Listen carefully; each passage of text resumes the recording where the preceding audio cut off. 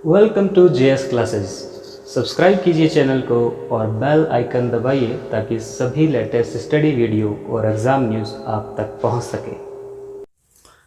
Hello friends, welcome to JS classes और मैं हूं नीरज। तो आज एक इम्पोर्टेंट वीडियो लेके आया हूं मैं, जो कि है मेडिकल एग्जामिनेशन पर कि आरएएस 2018 का जब फाइनल रिजल्ट आएगा या इस तरह से पहले भी रिजल्ट आए हैं आते रहेंगे तो उसके बाद मेडिकल एग्जामिनेशन की प्रक्रिया होती है। और ये जो प्रक्रिया होती है ये इंटरव्यू का रिजल्ट आने के लगभग 1 महीने के बाद शुरू होती है। तो मान लीजिए कि अगर आपका इंटरव्यू अगर नवंबर में आ रहा है तो लगभग ये मान के चलिए कि 1 महीने बाद दिसंबर में मेडिकल एग्जामिनेशन की प्रक्रिया शुरू हो जाती है। और इस प्रक्रिया को चलने में भी लगभग 3 से 3.5 महीने लगते हैं। जितना टाइम इंटरव्यू में लगता है उतना ही टाइम मेडिकल एग्जामिनेशन की प्रक्रिया में भी लगता है। तो ये भी बड़ा टाइम कंज्यूमिंग होता है। तो इस प्रक्रिया के दौरान क्या क्या होता है तो इसके बारे में देखिए, हम 2 वीडियो करेंगे इस सीरीज के। तो पहली वीडियो में आपको मैं जानकारी देना चाहता हूं कि जो मेडिकल एग्जामिनेशन होता है वो इसीलिए होता है ताकि आपकी जो कंटिन्यूस इफेक्टिव सर्विस है कि आप गवर्नमेंट जॉब में जा रहे हैं और आप प्रभावी रूप से काम करते रहे, इसको एग्जामिनेशन करना होता है। और जो मेडिकल एग्जामिनेशन का जो बोर्ड होता है वो मुख्यतः 3 सदस्यीय होता है और इसमें एक फिजिशियन होता है, एक सर्जन होता है और एक ऑप्थेल्मोलॉजिस्ट होता है। मतलब लास्ट में जो आपकी रिपोर्ट बनती है उसमें इन 3 के साइन होते हैं। इसके बाद इसमें 2 बातें इंपॉर्टेंट है कि अगर कोई कैंडिडेट अनफिट डिक्लेयर कर दिया जाए मेडिकल बोर्ड के द्वारा, विभिन्न जो चेकअप्स होंगे जिनकी बात हम आगे करेंगे उनके द्वारा अनफिट घोषित कर दिया जाए गवर्नमेंट जॉब के लिए, तो जरूरी नहीं है कि उसको छोटी छोटी डिटेल बताए मेडिकल बोर्ड। ये मेडिकल बोर्ड की जो एडवाइजरी है उसमें क्लियरली मेंशन है कि जरूरी नहीं है आपको छोटी छोटी चीज बता दी जाए, आपको एक बेसिकली मोटी चीज बता दी जाएगी कि आप इस वजह से अनफिट घोषित किए जाते हैं। दूसरी बात ये होती है कि कई बार कोई टेम्परेरी खामी की वजह से हम टेम्परेरीली अनफिट घोषित कर दिए जाते हैं। ठीक है, उसका मतलब अनफिट परमानेंटली नहीं होता है, कुछ समय के लिए हमें अनफिट घोषित कर दिया जाता है किसी भी बीमारी को लेकर या किसी भी हमारी मेडिकल हेल्थ कंडीशन को लेकर। तो उसको दूर करने के लिए 6 महीने का टाइम दिया जाता है कि विद इन 6 मंथ आप अपना इलाज करवा के आइए और फिर आपका उस 6 मंथ के दौरान मेडिकल चेकअप होगा और उसमें अगर आप फिट घोषित हो जाते हैं तो फिर आप फिट घोषित हो जाएंगे, अन्यथा फिर अनफिट घोषित कर दिए जाएंगे। और अनफिट घोषित करने के बाद क्या होता है कि आपको किसी भी गवर्नमेंट जॉब के लिए एलिजिबल नहीं माना जाता है। तो ये तो थी जो बेसिक बातें थी। इसके बाद जब भी आप मेडिकल बोर्ड में अपना एग्जामिनेशन देने जाएंगे तो वहां पर आपसे एक फॉर्म फिल कराया जाएगा जिसे आपको खुद भरना होगा। ठीक है, 2 तरह के फॉर्म होते हैं। एक फॉर्म की जो डिटेल है वो आपको खुद भरनी होती है और जो दूसरा फॉर्म है वो आपके फिजिकल एग्जामिनेशन जैसे जैसे होते हैं वो मेडिकल बोर्ड के द्वारा भरा जाता है। उसमें आपका कोई योगदान नहीं होता, वो आपको दिखाया भी नहीं जाता। तो आपको एक फॉर्म खुद को भरना होता है। उस फॉर्म में क्या क्या डिटेल होती है, उस फॉर्म में पूछा जाता है आपका नाम, आपके नाम के साथ आपका रोल नंबर पहले नंबर पे, दूसरे नंबर पे आपकी एज, डेट ऑफ बर्थ और बर्थ प्लेस ये पूछा जाता है। तीसरे नंबर पे पूछा जाता है कि अभी हाल ही में कोई ऐसी आपको बीमारी तो नहीं लगी, आपका एक्सीडेंट तो नहीं हुआ जिसमें आपको बेड रेस्ट बता दिया गया हो या कोई सर्जिकल ट्रीटमेंट बताया गया हो। तो तीसरे नंबर पे ये पूछा जाता है। चौथे नंबर पे पूछा जाता है कि आप लास्ट बार वैक्सीनेटेड कब हुए थे। अब लास्ट बार वैक्सीनेटेड तो मतलब हम ज्यादातर तो बचपन में ही हमारे टीके लगते हैं, फिर भी आप इसमें लिख दीजिएगा कि टेटनस का टीका लगाया था 2-3 महीने पहले, तो वो आपका कॉलम फिल हो जाएगा।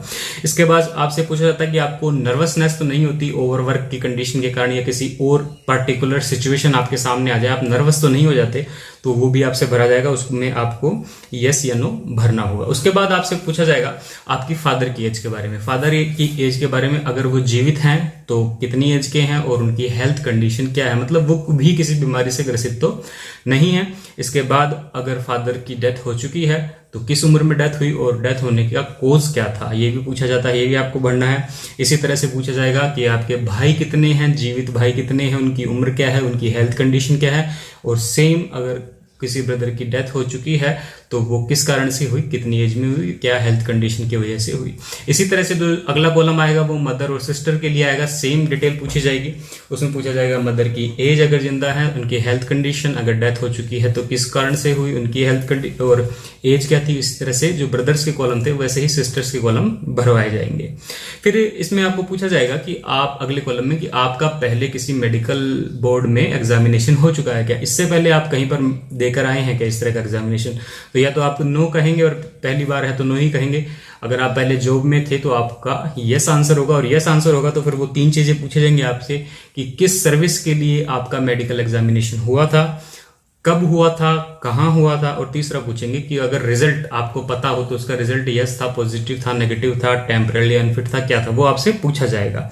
और इसके बाद ये सभी जो डिटेल है ये आपको फिल करनी है, और इसके बाद आपकी रिस्पॉन्सिबिलिटी लेते हुए कि उपरोक्त जो मैंने डिटेल भरी है वो पूर्णतः सही है, इसको सही मानते हुए आपके सिग्नेचर करवाए जाएंगे। मतलब ये आपकी जिम्मेदारी है कि ये जितनी भी डिटेल आपने भरी है वो सही हो। तो पहले फॉर्म में इतना कार्य किया जाएगा। फिर आपके मेडिकल एग्जामिनेशन का टाइम आएगा, फिर आपका एक फॉर्म होगा जो फिजिकल एग्जामिनेशन का होगा, जो कि विभिन्न डॉक्टर्स के द्वारा किया जाएगा।